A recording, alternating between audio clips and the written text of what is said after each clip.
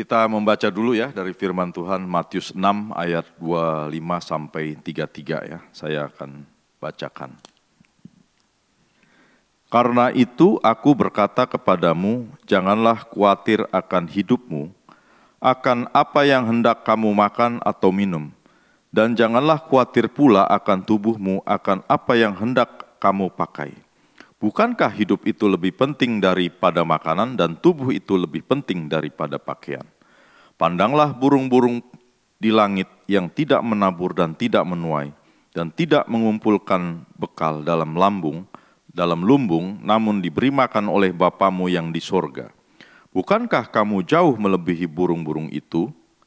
Siapakah di antara kamu yang karena kekhawatirannya dapat menambahkan sehasta saja pada jalan hidupnya? Dan mengapa kamu khawatir akan pakaian? Perhatikanlah bunga bakung di ladang yang tumbuh tanpa bekerja dan tanpa memintal. Namun aku berkata kepadamu, Salomo dalam segala kemegahannya pun tidak berpakaian seindah salah satu dari bunga itu. Jadi jika demikian Allah mendandani rumput di ladang yang hari ini ada dan besok dibuang ke dalam api, tidakkah Ia akan terlebih lagi mendandani kamu, hai orang yang kurang percaya? Sebab itu janganlah kamu khawatir dan berkata, apakah yang akan kami makan, apakah yang akan kami minum, apakah yang akan kami pakai. Semua itu dicari bangsa-bangsa yang tidak mengenal Allah. Akan tetapi Bapamu yang di sorga tahu bahwa kamu memerlukan semuanya itu. Tetapi carilah dahulu kerajaan Allah dan kebenarannya, maka semuanya itu akan ditambahkan kepadamu. Ya, demikianlah firman Tuhan. Apakah cukup jelas firman Tuhannya ini? Cukup jelas enggak? Ya, kalau cukup jelas enggak perlu khotbah lagi kan?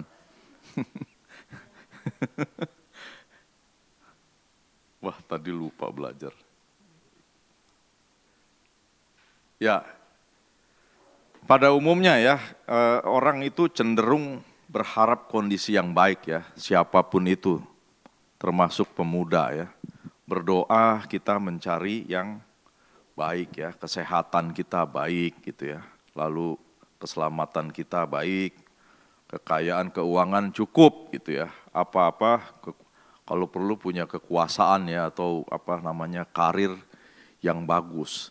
Nah ini adalah harapan ya, harapan setiap orang demikian ya, tak terkecuali ketika orang turun lahir ke bumi ini, itu semua segala pemikirannya, segala pedoman hidupnya, segala tujuan hidupnya itu selalu diarahkan ya untuk hidup dengan kesuksesan gitu ya. Apakah ini salah ya? Tentu tidak salah ya. Pada dasarnya tidak salah ya. Apa semua yang bisa kita capai di dalam hidup ini. Hanya yang salah itu sebetulnya bagaimana mencapainya ya. Oleh karena itu maka kita belajar firman Tuhan itu ada koridor-koridor, ada rambu-rambu ya, atau ada pedoman-pedoman, filosofi-filosofi dari atau nilai-nilai ya dari firman Tuhan itu yang harus kita ikuti gitu ya. Jadi apa yang kita dapati di dalam dunia itu, dalam dunia ini tidak salah gitu ya. Baik kita ingin sehat, baik kita ingin selamat ya, tidak ada bahaya gitu ya. Itu oke-oke saja ya. Kita mungkin ingin punya kekayaan ya, oke saja gitu ya. Tapi bagaimana kita mendapatkannya gitu, atau bagaimana kita menghidupi segala sesuatu yang kita capai di dunia ini ya. Nah jadi apabila kita memikirkan hal itu semua ya, dan kita fokus ya kepada hal itu, apa yang ada di dunia ini, maka kita akan menghidupinya gitu ya. Sehingga kita tidak melihat hal yang lain lagi. Tujuan hidup kita ya hanya itu, mencapai kesuksesan kita, keselamatan kita, kekayaan kita, kekuasaan kita, itu saja gitu. Nah inilah yang kita hidupi yang itu dianggap salah ya oleh Tuhan gitu. Makanya di Roma 3 ayat 11 itu Tuhan mengatakan sesungguhnya tidak ada yang mencari Allah gitu. Mungkin kita loh kok nggak ada yang mencari Allah? Kan banyak orang, ada yang ke masjid, ada yang ke gereja, ada yang ke wihara, ada yang ke pura, itu kan mencari Allah. Iya, kedoknya memang mencari Allah, tetapi sesungguhnya lebih memikirkan berkat, ya, berkat. Saya mau mencari Allah, semoga saya diberkati. Saya mau menyembah Allah, semoga hidup saya baik-baik. Saya mau beribadah kepada Allah, semoga saya sukses. Nah itulah yang dikatakan oleh Roma 3 ayat 11 bahwa sebetulnya tidak ada yang mencari Allah. Kamu hidup untuk diri kamu sendiri gitu ya. Nah inilah kesesatan kita sebetulnya ya. Kita semua bisa tersesat seperti itu. Jadi sepertinya kita mencari Tuhan tapi tidak. Kita untuk kepentingan diri kita. Kita ke gereja tapi kita bukan mencari Tuhan sebetulnya. Kita untuk kepentingan kita supaya hidup kita baik-baik. Supaya hidup kita diberkati Tuhan. Nah inilah yang menjadi sesat kita ya. Walaupun kita bisa ada di gereja ya. Nah, oleh sebab itu, maka Tuhan Yesus pun ya, ketika turun ke dunia, ya, dia dicobai hal yang sama seperti manusia. Karena dia adalah Allah yang menjadi manusia. Nah, ketika dia menjadi manusia, godaannya sama. Maka waktu dia habis puasa, iblis langsung membawanya ya, untuk dicobai. Ya.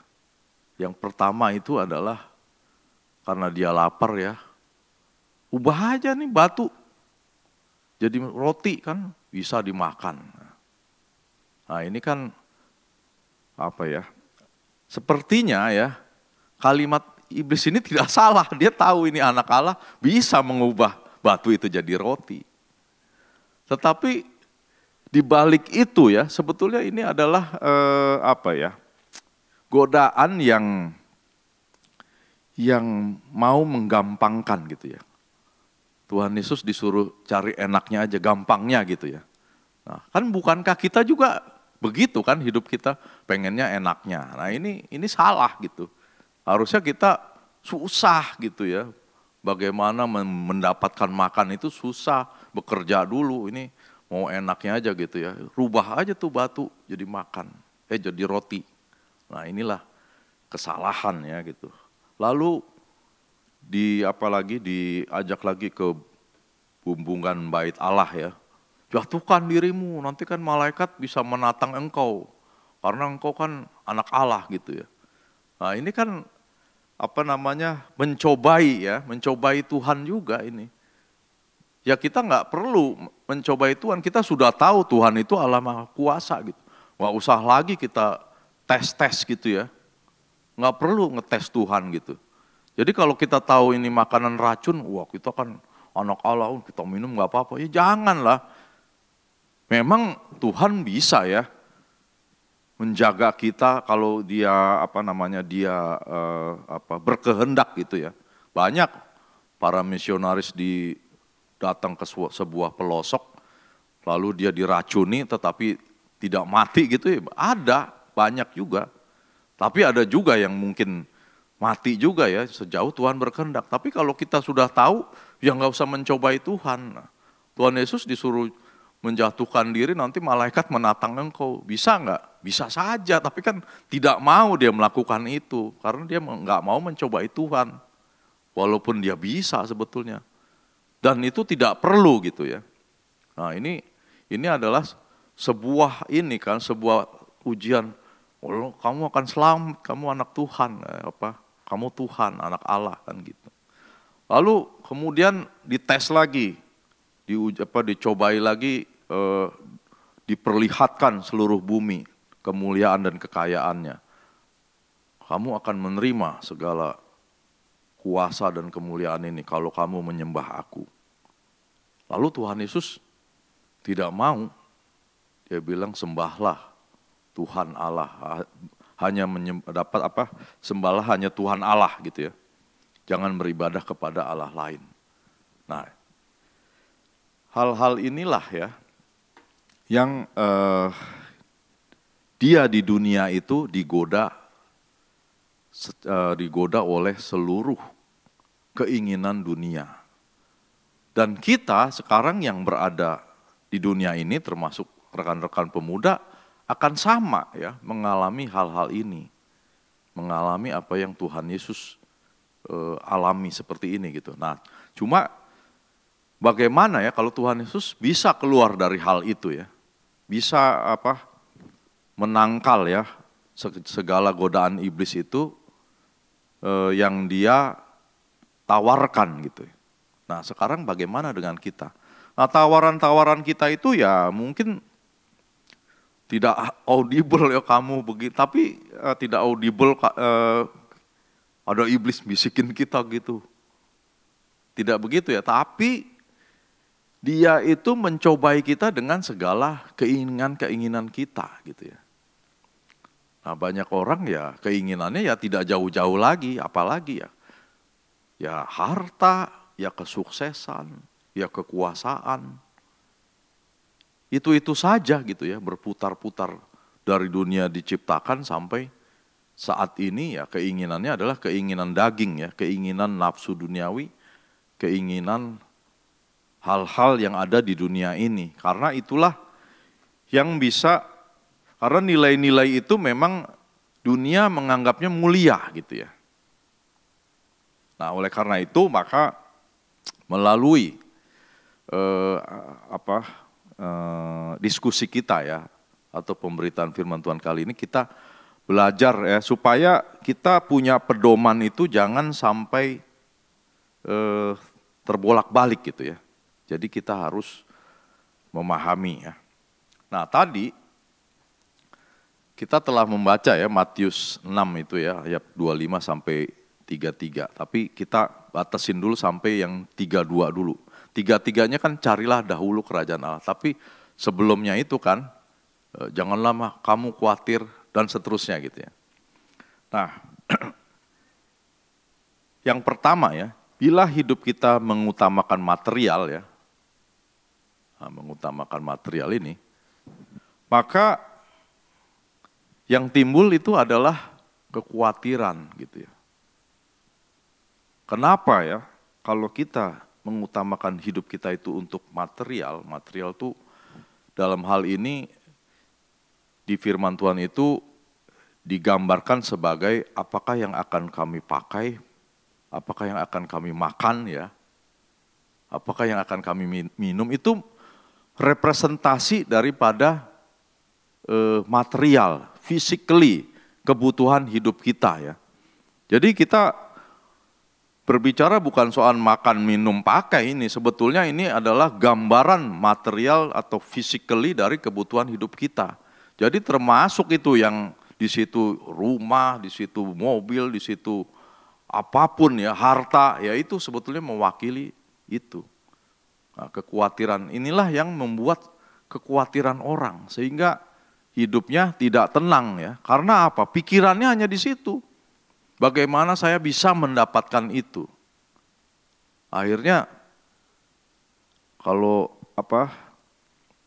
tetangganya naik kelas, ya susah gitu. Mau tetangganya punya kelebihan, dia jadi susah. Kenapa sih mesti susah? Kan biarin aja dia lebih baik, kita seneng aja kan, harusnya gitu. Tapi inilah karena kita dirusak ya, sehingga orang seneng kita bukan ikut seneng, orang seneng kita susah. Nah, kan itu tanda-tanda bahwa kita itu mengutamakan hal yang material gitu. Gak boleh ngelihat orang seneng. Nah, inilah yang bikin kita khawatir. Begitu juga kita orang sukses, jabatannya naik, teman kita bagus posisinya, atau dia kerja duluan, kenapa kita yang susah? Harusnya bagus dong, teman kita posisinya naik ya, harusnya kita yang introspeksi, kenapa kita belum dapat kerjaan gitu, kenapa kita masih begini, harusnya Kita memikirkannya gitu, bukan kita jadi jadi iri gitu dengan orang lain. Nah itulah kenapa kita khawatir seperti itu, yaitu karena kita mengutamakan hidup kita hanya pada yang sifatnya material gitu, physically. Nah, lalu apa yang kedua? Yang kedua ya, kalau kita menghadapi kekhawatiran seperti itu sebetulnya firman Tuhan mengatakan tidak mengubah nasib ya. Jadi tidak menambahkan sehasta saja dari jalan hidup kita. Jadi kalau kita menghadapi kesulitan seperti itu, waduh saya gimana nih, belum bisa ini, belum bisa itu, belum bisa kerja, belum bisa punya penghasilan. Lalu orang lain sudah begini ya, orang lain sudah maju, saya belum. Ya itu nggak mengubah nasib gitu.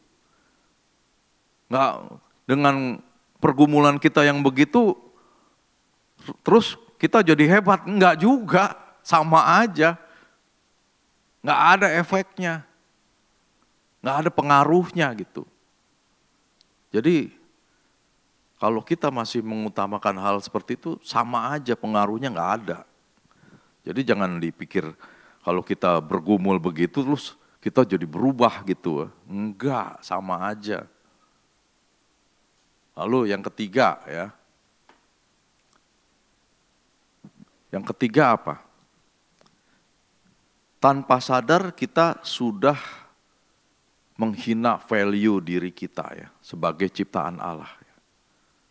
Karena Tuhan bilang, loh, burung saja yang di udara aja nggak kerja tuh dipelihara gitu ya.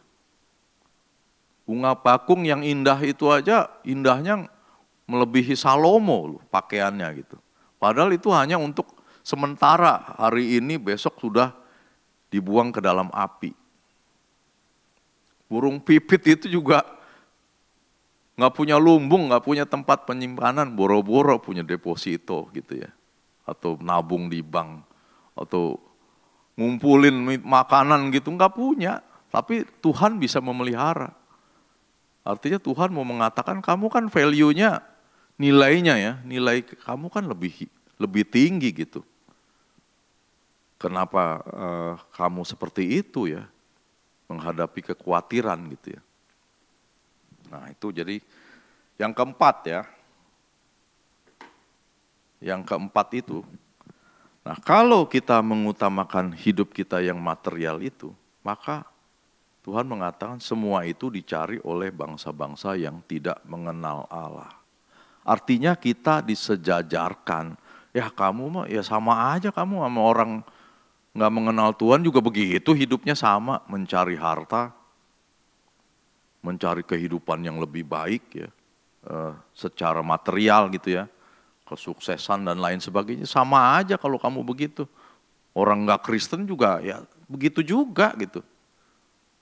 Ya mirip kamu sama seperti orang yang tidak mengenal Allah. Ya jadi buat apa kita beribadah? Orang kita sendiri, hidup kita sama orang lain yang gak kenal Tuhan juga. Gak ada bedanya gitu, cuman casingnya Kristen gitu. Yang lain casingnya non-Kristen, tapi hidupnya sama. Artinya menjalani nilai-nilai kehidupan itu, nilai-nilai duniawi yang kita anut, berarti kan sama aja gitu. Nah itu yang keempat ya. Yang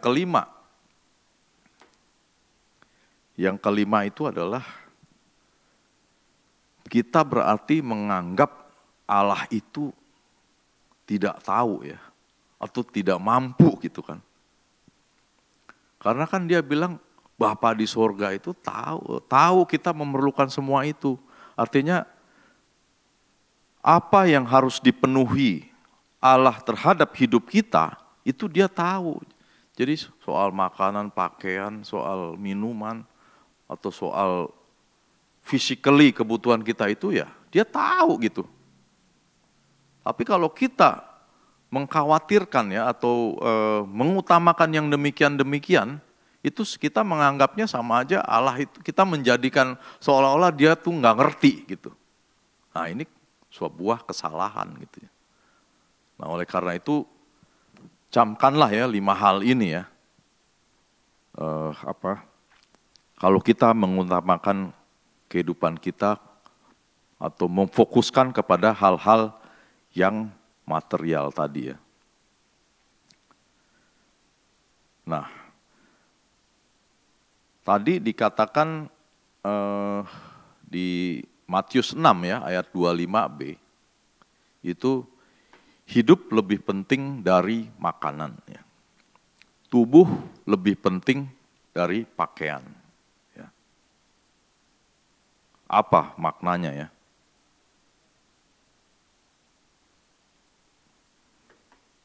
Maknanya ya, hidup lebih penting dari makanan itu artinya hidup itu bukan untuk makan gitu ya. Tetapi makan itu yang untuk hidup ya, makanan itu yang untuk hidup ya. Jelas gak bedanya ini? Hidup bukan untuk makan, tapi makanan yang untuk hidup. Artinya kita itu harusnya bukan concern apa yang kami makan. Apa sih? Orang hidup kita itu lebih penting kok dari makanan. Makanan itu artinya pelengkap dari hidup kita gitu ya. Ya, artinya mestinya yang kita utamakan itu hidup kita gitu. Apa yang kita renungkan? Harusnya hidup kita mau apa sih gitu. Harusnya kita lebih khawatirnya tuh, ini kita hidup mau apa ya gitu. Berguna nggak hidup kita gitu. Bermanfaat nggak?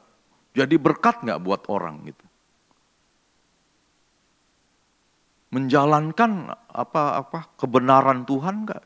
Harusnya kan bisnis kita tuh di situ gitu. Bukan kita terbalik, kita makan apa nih ya? Itu pelengkapnya yang kita pikirkan gitu. Harusnya kita memikirkan hidup kita mau jadi apa. Itu yang lebih penting gitu ya. Demikian juga ya, tubuh itu lebih penting dari pakaian. Artinya ya tubuh kita itu dicipta bukan untuk pakaian gitu. Tapi pakaian yang untuk melengkapi tubuh gitu. Sama seperti tadi, yang harus kita pikirkan itu mestinya ya tubuh kita bukan pakaiannya ya kan.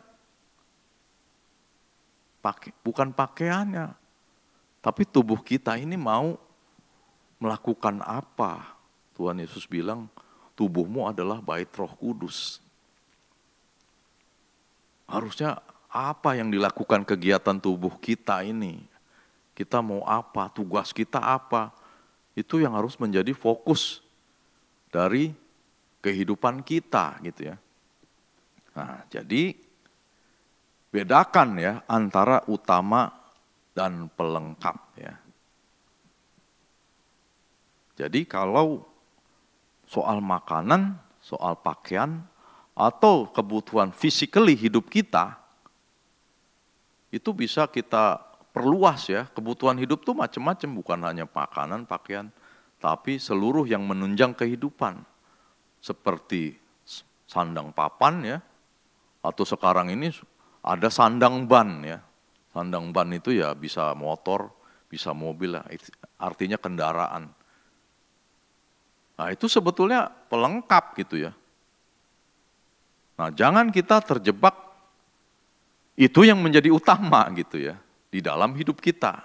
Makanya firman Tuhan itu bedakan ya, bedakanlah antara utama dan pelengkap.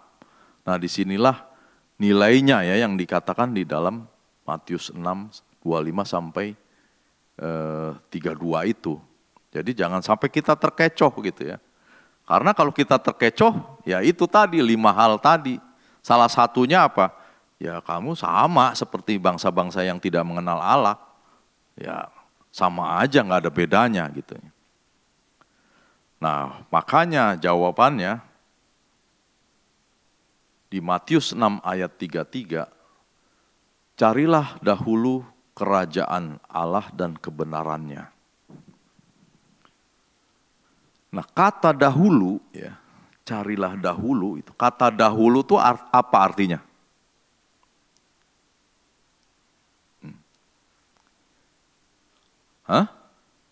Duluan, iya.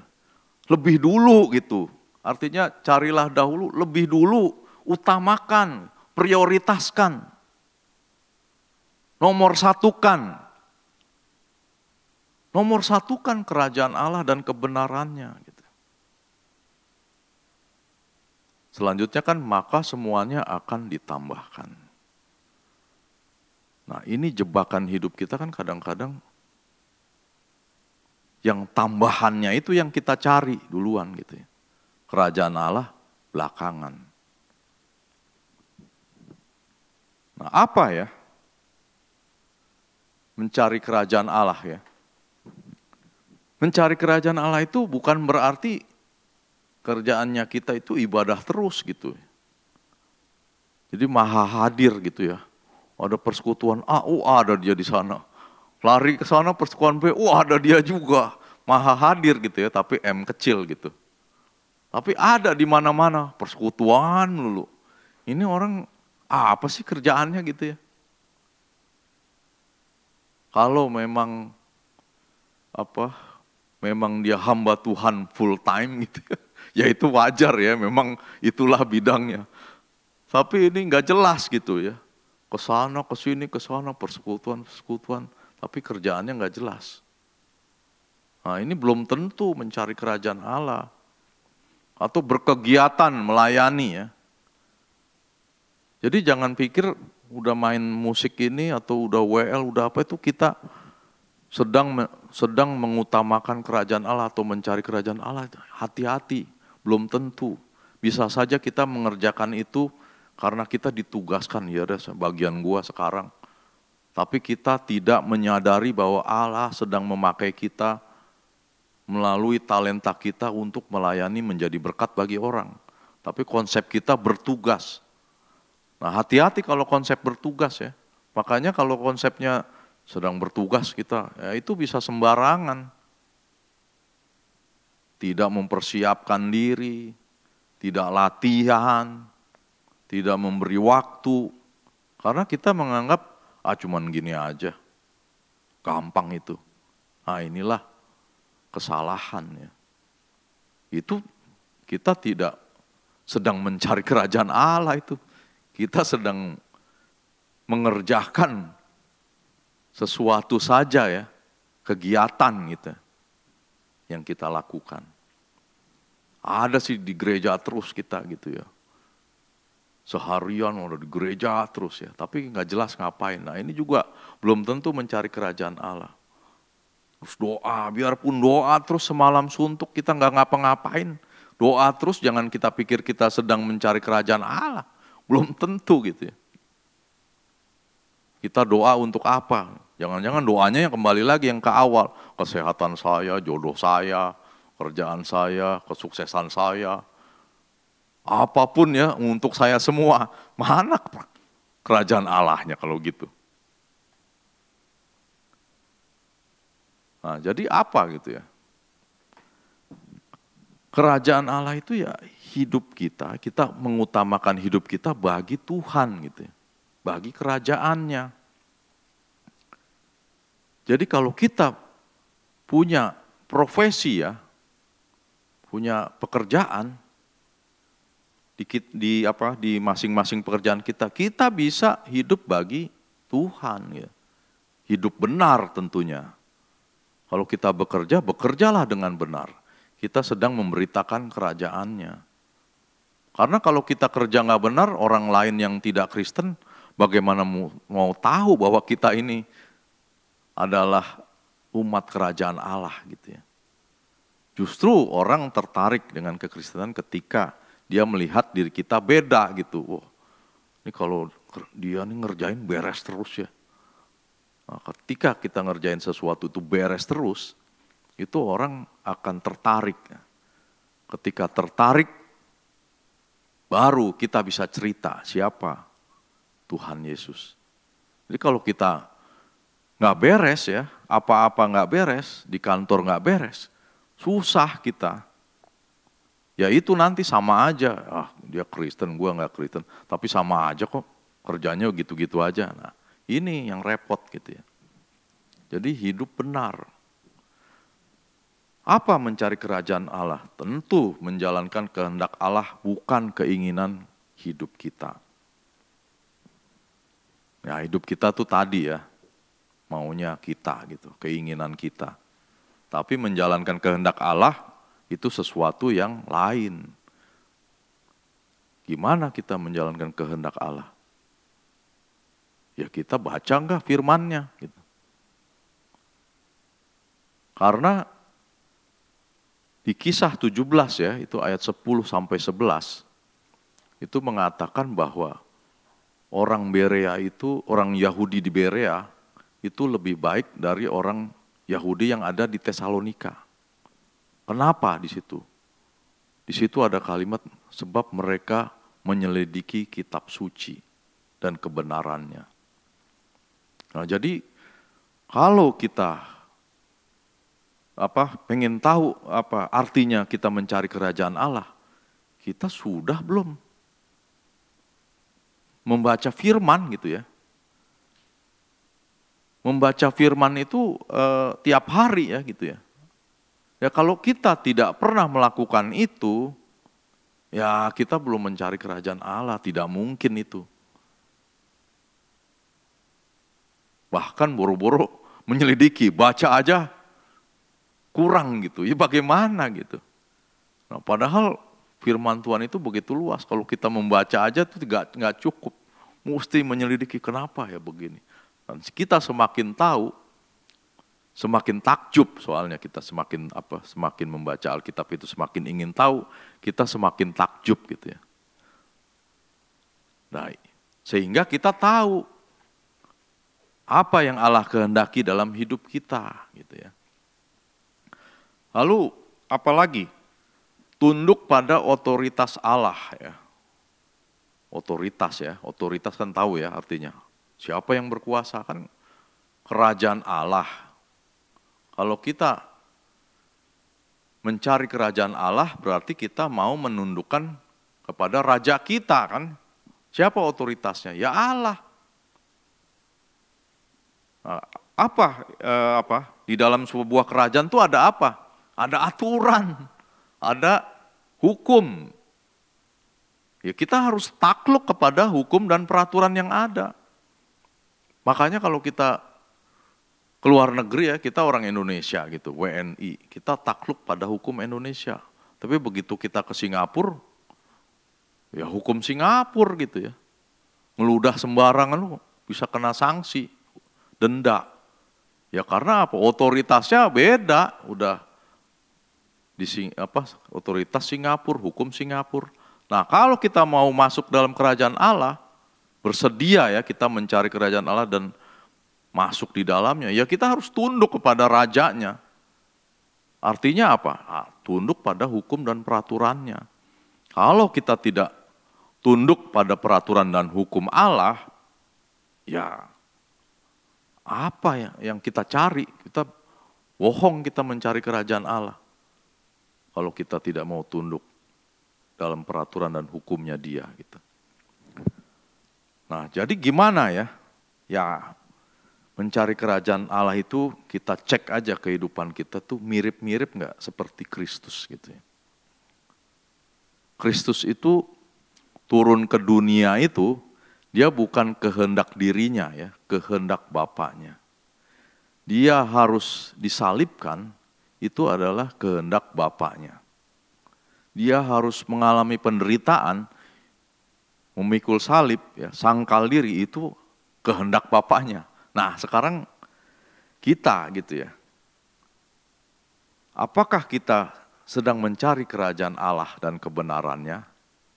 Kita cek aja mirip nggak dengan Kristus gitu. Ya hal-hal yang sederhana saja gitu ya. Apakah kita sudah menyangkal diri ya? Menyangkal diri itu yang mudah-mudah itu apa yang paling gampang ya? Ketika diminta melayani gitu ya, kan pasti ada tugas ya. Tugas itu kan ada beban gitu ya. Tapi saudara enggan gitu, males. Begini nih ntar jadi terganggu jam gua, mestinya jam 4 sore mau jalan sama temen malam mingguan misalnya gitu. Tiba-tiba kita nggak bisa deh, kita cancel. Ya itu apa artinya? Itu menyangkal diri aja kita udah nggak bisa gitu. Kita sedang tidak mendahulukan kerajaan Allah di situ ya. Buat kepentingan, kenikmatan kita lebih enak gitu ya. Yang sederhana dulu aja, mengunjungi orang sakit ya. Mengunjungi orang sakit itu kan beda gitu. Kalau kita diajak, ayo ke ini yuk, ke Sarinah nongkrong sebentar yuk, ngobrol-ngobrol di kafe gitu ya, atau ngopi atau apa sebagainya. Itu kan ajakannya enak gitu ya. Tapi di saat yang sama ada lagi temen, si Anu sakit loh, kita kunjungin yuk. Wah jamnya bentrok. Mulai di situ kan pergumulan. Wah mana ya yang ini enak, yang ini ngunjungin orang sakit. Tetapi yang lebih mulia yang mana sebetulnya? Ngunjungin orang sakit apa duduk-duduk ngobrol-ngobrol sama teman santai di kafe atau ngopi?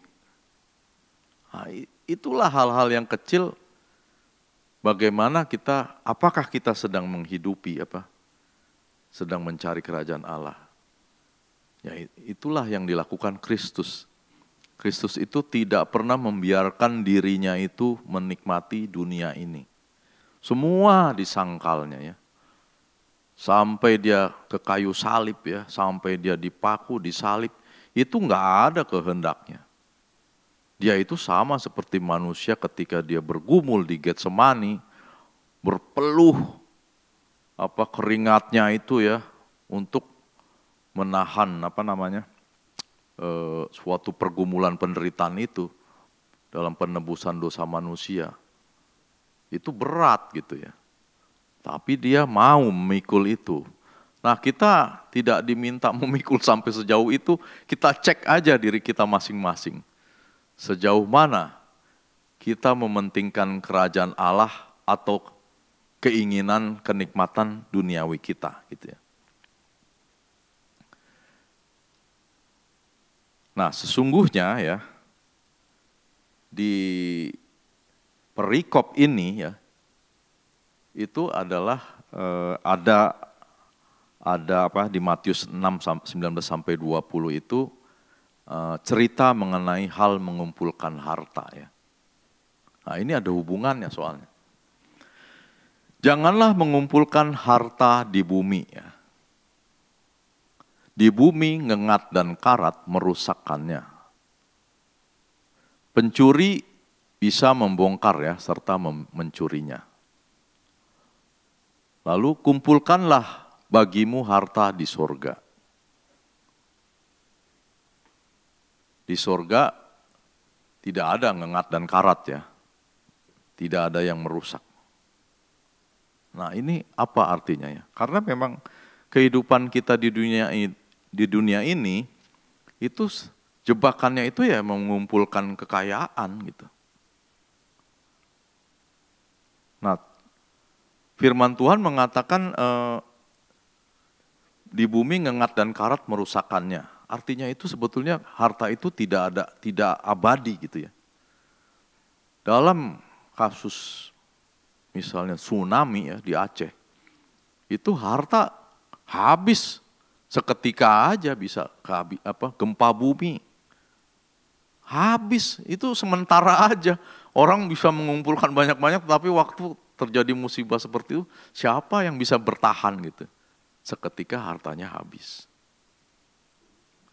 Kejadian gempa bumi di Palu ya. Desa petobo, hilang ya, ditelan bumi. Dan bergeser, sampai bingung ya, itu ngukurnya gimana, yang mana nih rumah kita yang dulu, udah nggak ada gitu. Jadi apapun ya yang ada di dunia ini, itu sifatnya tidak kekal gitu, sementara. Dan harta itu juga bisa dicuri oleh pencuri. Jadi itu sebetulnya sesuatu yang tidak abadi. Nah, makanya Tuhan Yesus bilang, kumpulkanlah bagimu harta di surga. Di surga tidak ada ngengat dan karat, tidak ada yang merusak. Artinya harta surgawi itu adalah sempurna ya, abadi, tidak bisa hilang. Tidak ada yang bisa mencuri. Nah, ini ada hubungannya antara mencari dahulu kerajaan Allah dan kebenarannya. Jadi kalau kita mencari kerajaan Allah, maka kita lebih akan banyak mengumpulkan harta di sorga. Ya. Harta di sorga itu artinya apa? Harta yang bersifat kekal. Ya. Kalau yang harta di bumi tadi, harta yang bisa hilang, bisa hangus, bisa ludes gitu ya. Nah, oleh karena itu, maksudnya apa kita diajarin seperti ini? Maksudnya gini, arahkanlah hati kita itu melakukan sesuatu yang bersifat kekal gitu. Jangan yang sementara, yang rusak tadi gitu ya. Tapi kan harta itu perlu, iya perlu. Ini kan masalah mengejar ya. Kita lagi mengutamakan yang mana, mengejar apa gitu ya. Kalau kita mengejarnya itu fokus pada mengumpulkan harta di bumi, ya inilah yang terjadi. Tidak ada yang kekal gitu. Tapi kalau kita mengumpulkan harta surgawi, maka kita sedang mengumpulkan hal yang kekal, yang tidak hilang. Apa sih harta surgawi itu? Ya, harta surgawi itu adalah kebajikan hidup kita. Apa yang kita utamakan, apa yang kita berikan bagi orang lain yang bermanfaat gitu ya. Yang menjadi berkat itu adalah menolong orang lain, itu harta yang kekal. Yang tidak hilang ya, kebaikan itu akan diingat. Orang yang menerima kebaikan kita juga ingat gitu ya. Bahwa, oh bapak ini baik, ibu ini baik, anak muda ini baik menolong. Saya dulu nyebrang, digandeng, saya dulu berat mau tas, digotongin. Nah itu adalah pekerjaan-pekerjaan baik gitu ya. Nah kemudian bagaimana ya dengan bekerja? Nah, soal bekerja dan berusaha, itu Paulus di 2 Tesalonika 3 ayat 7-10 mengatakan bahwa dia tidak lalai bekerja ya. Bahkan dia tidak mau makan roti dengan percuma gitu. Berusaha, berjerih payah siang dan malam. Nah, jadi bekerja dan berusaha bukan berarti juga tidak mencari kerajaan Allah. Ini masalah bagaimana kita menghidupi hidup kita itu mengutamakan kerajaan Allah dan bukan itu bagaimana ya. Bisa saja kita tetap bisa bekerja ya di dalam dunia ini, tapi kita mengutamakan kerajaan Allah. Nih, contohnya Paulus ini, dia ini bekerja. Walaupun dia adalah pelayan Tuhan, tapi dia nggak mau dia dengan gretong gitu ya, makan dengan secara gratis gitu. Dia mengusahakan bahwa dia bekerja, dia berjerih payah siang dan malam ya. Nggak mau kelihatan malas gitu ya. Nah apa tujuannya dia? Dia memberikan teladan, nggak mau dia kelihatan malas gitu. Nggak mau dia makan kalau nggak kerja, itu buat dia tidak terhormat ya kalau dia menjadi beban orang. Nah kita mestinya memahami bekerja itu seperti itu, bukan kita bekerja mau mengumpulkan harta, bukan, kita bekerja itu membuat diri kita terhormat gitu ya. Supaya kita tidak menjadi beban orang. Harusnya kita tuh malu gitu ya, kalau kita gretong gretong gratis gitu, malu gitu. Harusnya kita bisa menghidupi diri kita sendiri.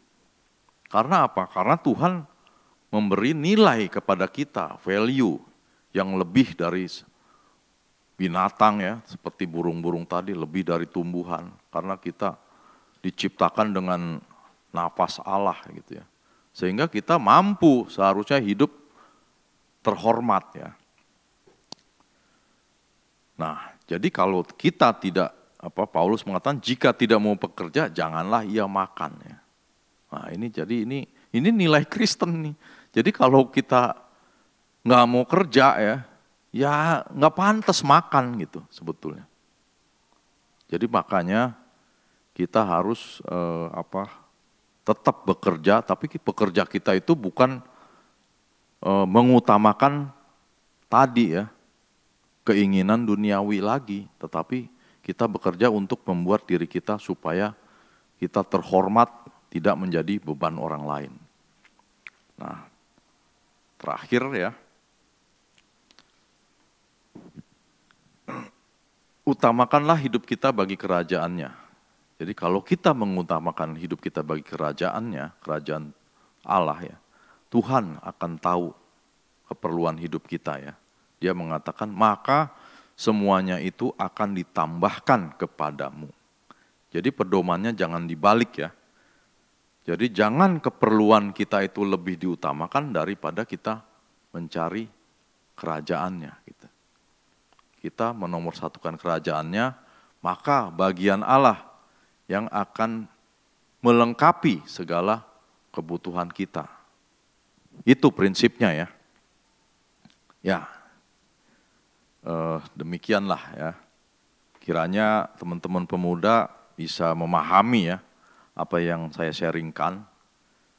Jadi carilah kerajaan Allah ya yang utama.